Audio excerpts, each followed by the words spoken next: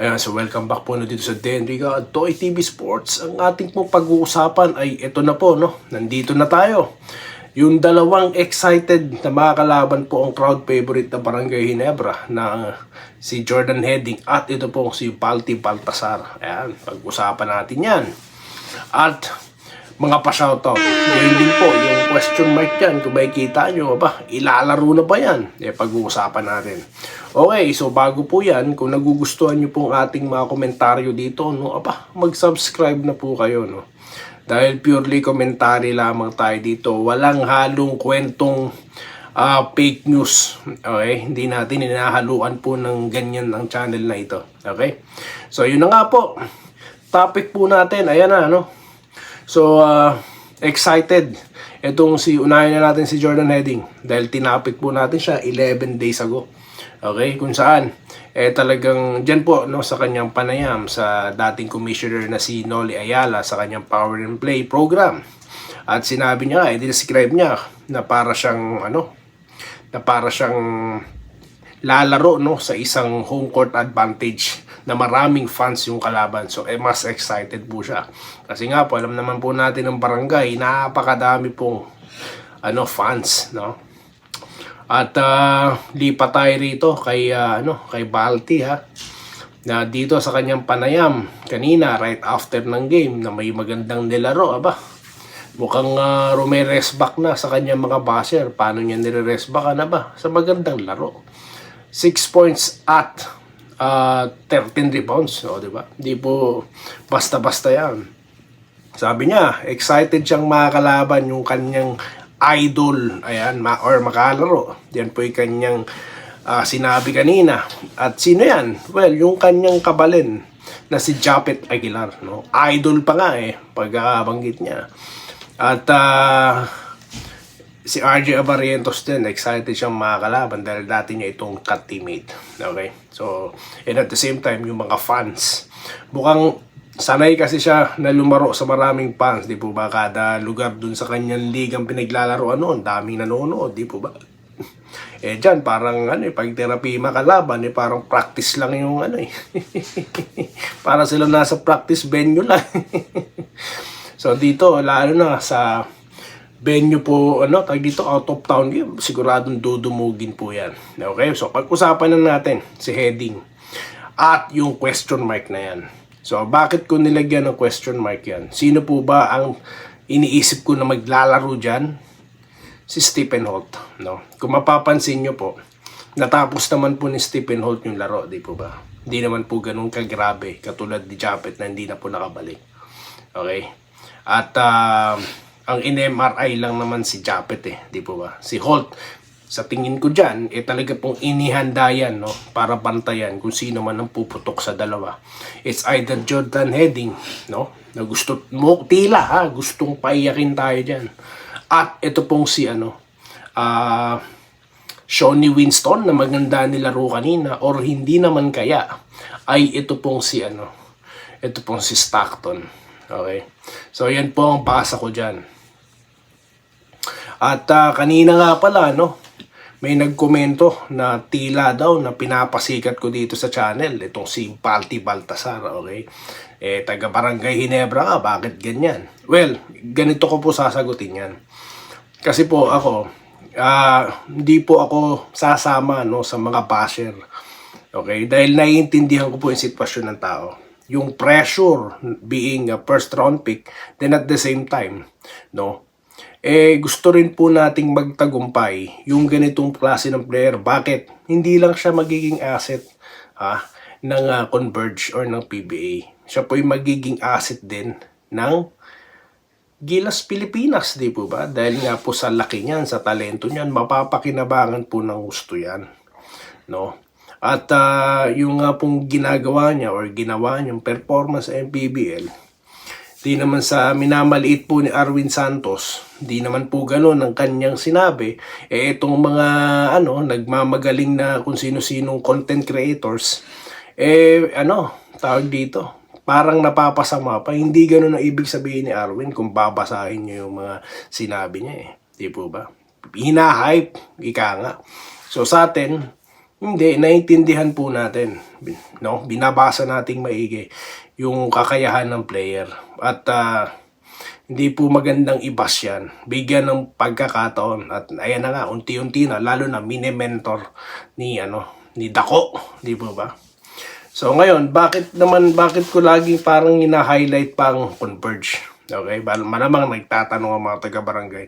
Natutuwa po kasi ako sa kumpanya na gustong manalo, na gagastos ng malaki, okay, para sa kanyang kupunan, para sa kompetisyon. Hindi tulad ng mga kupunang katulad ng Terrapirma na dapat ibenta na, no, na pasira sa liga ng PBA. Okay? So, kaya po ako natutuwa sa Converge. Biruin nyo, yung import nila, di ba, is a NBA player, at talagang nakita nyo naman po yung laro, yung impact po ng Converge.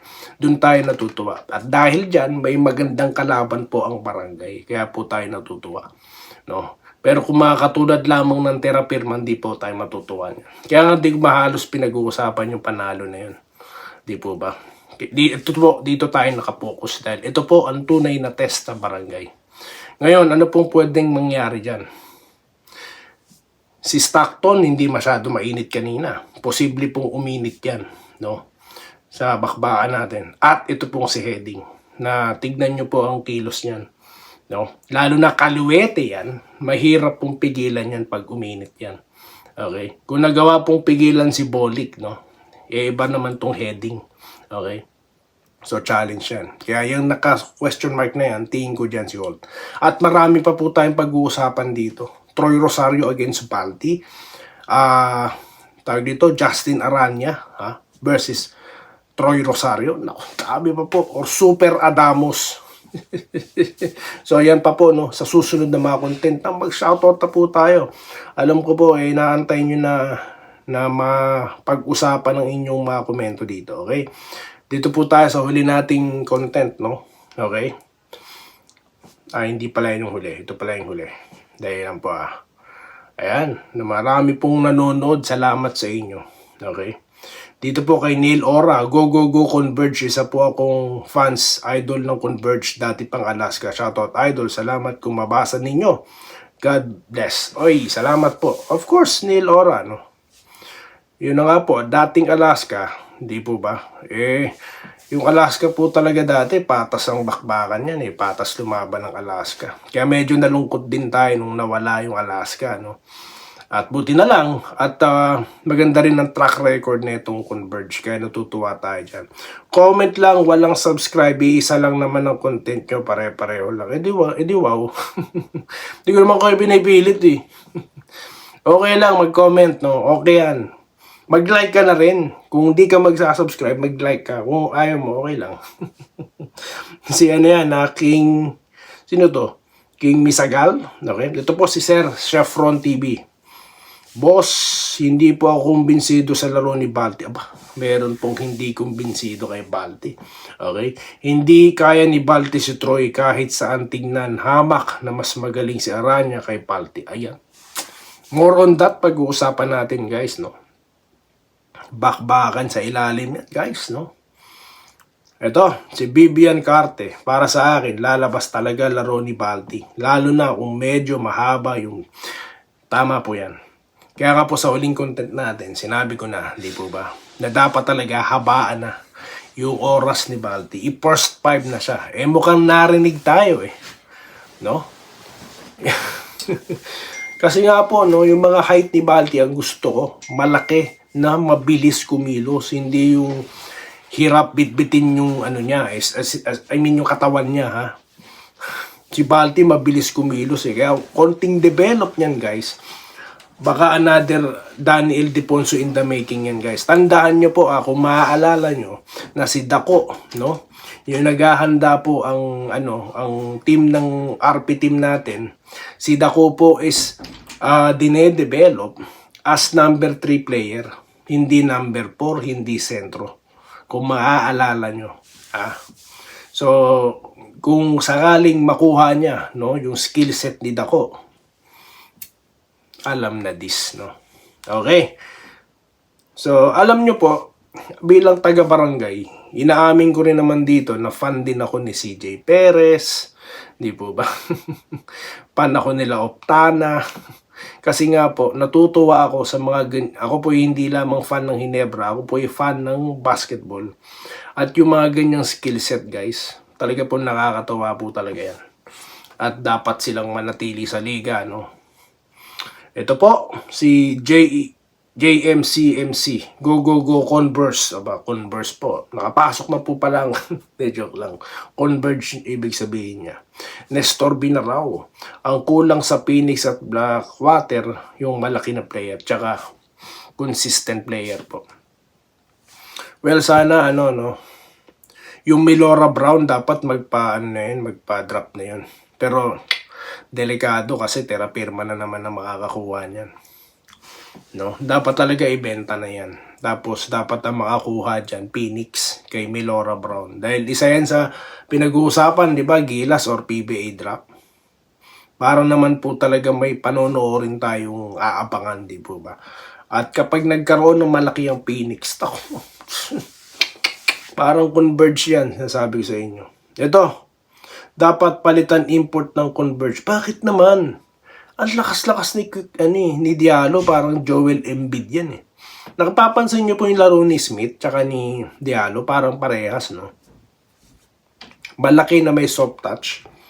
Para sa akin hindi. Perfect si Diallo sa Converge. Okay? Converge fan here, yan ang gusto ko. Sa vlogger may sense sa mga sinasabi. Salamat naman po kay Nel Montoya, no? At meron po pala tayong prediction na wala pa tayo sa prediction phase ng ating pagkukomento about Ginebra at Converge. Bago po yan ang laban nila. Diyan natin ilalabas ang ating prediction. Iniisa-isa lang po natin para hindi masyadong mahaba yung ating content, no? At marami rin po akong time na basahin yung mga komento nyo. Ito po. Pasahan lang si Balti ng teammates niya para ma-involve siya. Mas makakarami siyang puntos. Maganda po yung diskarte ni Balti na dumedepensa siya. Then, yun, tama. Yung offensive rebounds pala, yung kanyang pinagpupukusan. Ngayon, sa panig naman po ng barangay, sa mismong bibig na po ni Balti nang gagaling, offensive rebounds ang kanyang tinatarget. So, dapat yan po ang pagpukusan. Lumalakas sa rebound yung tao, dapat talaga put a body on him. So more on that sa susunod na content pag-uusapan natin. Okay? So yun lamang po guys ang ating napag-usapan dito at tayo po'y muling magbabalik sa susunod na topic dito lamang sa Denry Toy TV Sports Puli. Maraming salamat po sa inyong panonood. Salamat po sa panonood.